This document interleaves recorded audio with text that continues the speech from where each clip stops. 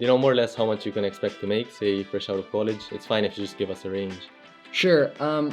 Did you just apply to this job online, or did you have like an internal contact? Did you network, stuff like that? Yeah, so I What's up everyone, it's Kenji here, and today I'm joined by Michael, a financial analyst at Tesla in San Francisco, and he's been kind enough to share a few of his insights on what the role is like.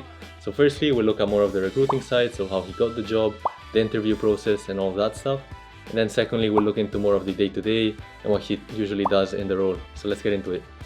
So Michael, just starting off with the basics to give the audience a bit of background, can you tell us a bit about where you studied? Was this your first job and so on? Yeah, so I studied at Cornell University, graduated in the middle of 2021, and then shortly after I worked at Tesla as a financial analyst. During school, I did an internship with Cushman & Wakefield during the summer, and then actually extended it during a gap semester during the COVID times to work there as well. So. And just going over the more of the recruiting side of things, did you just apply to this job online, or did you have like an internal contact? Did you network, stuff like that? Yeah, so I did a little bit of both. There was a posting online, and I also did some research via LinkedIn, and I found someone who was a high school alumni who worked at the company. And then I also did more of a cold reach out to someone I didn't quite know who was working on a team that I was interested in. So I did sort of a combination of both and reaching out to those two people to sort of get my foot in the door and learn more about the role, the company, etc. So when you say you reached out, was this like you just sent them an email randomly, tried to connect a few things with them? Yeah, so with the high school alumni, that one was a bit easier. Yeah, we could start with some commonality and then just sort of work our way from there. And then for the person that I didn't quite know, it was a more formal reach out, but still just a cold message over LinkedIn saying, hey, I'd like to learn more. Could we perhaps get on the phone for a few minutes? So they were kind enough to reply, and that kind of worked for you basically. Yeah. And has that been the case in the past, or for other internships and things like that? Does it usually work when it comes to cold emailing and networking like that? Yeah, so I would say, you won't get a response from everybody because there's some people who are quite busy, but you'd be surprised by the people who do respond to you. And, if you reach out to enough people and you keep going at it, you will get some responses. Yeah. Fair enough. That's great to hear. I mean, I've emphasized this in some other of my videos. So yeah, make sure you give it a try, especially when it comes to cold emailing. At the end of the day, it doesn't really cost you anything, right? It's just free to do. And well, maybe they don't reply, but that's it. Nothing wrong with that. And as for the actual interview itself, what was that like? Yeah, so thinking back to my interview, obviously during COVID times, it was a little bit different. But it started with one or two interviews that were more behavioral. They asked questions like, what are your strengths and weaknesses? Tell me about your resume, why are you interested in the job, etc. Then shortly after that, they actually did a 30-minute Excel test. So that was somewhat intense, but more straight to the point and testing to see if you can use Excel, understand some financial accounting concepts. Then after that, there was maybe one more behavioral interview, followed by a final round interview, which is maybe 4 or 5 people back to back on 30-minute interviews, where it was somewhat intense, where I would say maybe 3 or 4 of those interviews were maybe Excel case study tests that you had to sort of share your screen and sort of do the exercise with them. And just sort of come up with some insights on a little case study here and there, yeah.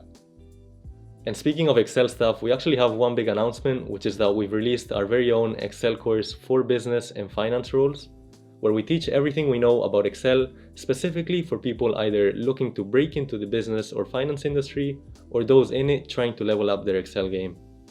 Unlike most other theoretical courses, we've designed this course to be as practical as possible based on our real experiences at companies like Tesla and Amazon. So aside from the typical lessons on formatting, formulas, and charts, we have case studies that replicate the type of work you might be assigned in your day-to-day, ranging from financial modeling to cleaning a data set and presenting some visual insights. So if you're interested in checking it out, we'll be running big discounts for the first week since this video is released, so make sure you check the link in the description below before it expires. So in your case, you got this job basically fresh out of college, but was that the case with most other analysts, or did they have previous experience either at a bank, a consultancy, or a similar type of company? Yeah, so it's kind of hard to say, but for the small team that I worked on, I was pretty much the only analyst that came fresh out of college. Most of the other senior analysts had some experience in banking or some consultancy. One might have had like internship experience at Tesla and then converted that into a full-time role, and then most of the upper positions and the associates and managers had experience elsewhere as well. And when it comes to the other candidates, so the people that also interviewed with you, were they mainly like Ivy League types, or were they really from all over when it comes to education? Yeah, so that would be also hard to say because I interviewed during COVID period. Yeah, so I didn't really get to meet many of the other candidates. But I'd say based on the resumes of most of the people there, I think there's a good mix actually. Okay. There's some representation of Ivy Leagues or some elite schools, and then there's some who come from state schools or very very standard schools as well, and you can't really tell the difference actually, and they all really perform at the high level. That's great to hear. So Michael, moving on to the actual role for people that might not really know, what does a financial analyst do? Right. So the label financial analyst is quite vague, right? Yeah. But I'd say, the financial analyst tasks can be quite role specific. In terms of my experience, I found myself updating, maintaining, and revamping a lot of forecast models. In addition to that, you might find yourself approving a lot of purchase requests for new developments, relocations, expansions, things like that. And you find also quite a bit of side projects, ad hoc analysis, anything really just to support the business and things along those lines. Makes sense. And as for the company's culture, like from the outside, it seems like it's very hyped up and it seems like quite an intense place. What's it like from the inside view, I guess? Yeah, so it is pretty intense, very high pace and a lot of really lean teams, right? Okay. You're not going to have, a ton of people on a team covering a small amount of work. Yeah. You're going to have, quite a lot of responsibility. And even as a fresh graduate, quite a lot of responsibility and quite a bit of impact on the company, even from, just financial models to specific purchase requests. Every little thing counts. And so, there's a lot of work to be done, but it's definitely a great opportunity and great exposure to a business in a really, fast-growing field. Makes sense. And can you give us a bit of context as in how many actual hours you might be working in a day or in a week? Yeah, so I would say that is also pretty team specific, pretty role specific, right? But from my experience, I'd say, you'd wake up maybe 8, closer to 9, sometimes a little bit earlier if there's a big meeting that needs to be put on the schedule for a lot of people. Then you work your way through the day, maybe get close to dinner, finish dinner, and then finish up a few tasks after dinner and sort of end it there. So maybe around 12 hours, maybe even 14? You could get some longer days, and then you can have some shorter days as well, kind of depending on how things go, if you have an important deadline on a certain week, or maybe you might find yourself catching up on a few things here and there, but maybe something along those lines. How about weekends? Were they usually protected? You would be working? So I'd say for weekends, definitely a lot lighter. You might find yourself doing a few tasks here and there to catch up, or to just start on a few things a little early to give yourself a little bit of a buffer for the following week. But I would say weekends it's pretty light. Yeah. Makes sense. And I know you might not be able to answer this question, but I feel like the audience really wants to know about this one. But do you know more or less how much you can expect to make, say fresh out of college? It's fine if you just give us a range. Sure. I think with the base pay and the equity compensation, you're definitely going to clear the 100K mark. Okay. Now with equity, that's kind of some compensation that has to vest, and the value of that compensation kind of changes over time depending on how the stock price sort of moves. How many shares Elon sells? Yeah, something like that maybe. But so now that the stock price has moved up quite a bit since last year and the year before, trying to measure up that type of compensation is kind of in a gray area, I guess you could say. Makes sense. And for the people that are actually in this type of a role today, what kind of exit opportunities are they looking at, or they really try to stay there for the long run? So I'd say there's probably a mix. You would have quite a few people trying to build a long-term career at the company, work their way up to associate managers, directors, and so on and so forth.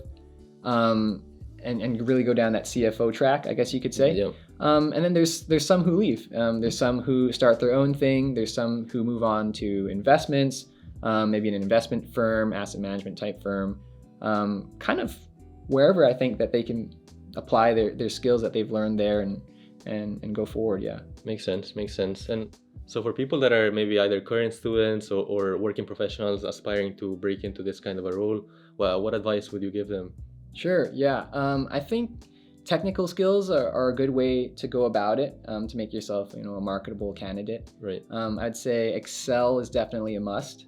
That's kind of the reason why we made this course. Yeah, makes sense. And then, after that, I think some nice bonuses are SQL, some data management tools, Power BI, maybe a little bit of Python if you really want to go the extra mile. Yeah. And then on top of that, maybe some financial accounting courses, finance courses, things of that nature. And for people that are currently in university, are there any courses that you would recommend that they take, maybe you took in the past, that you felt were really valuable? Yeah, so I would say a lot of the Excel-oriented courses, right? At Cornell, we had some financial modeling courses, some investment modeling courses, things of on that sort of scale that was really helpful.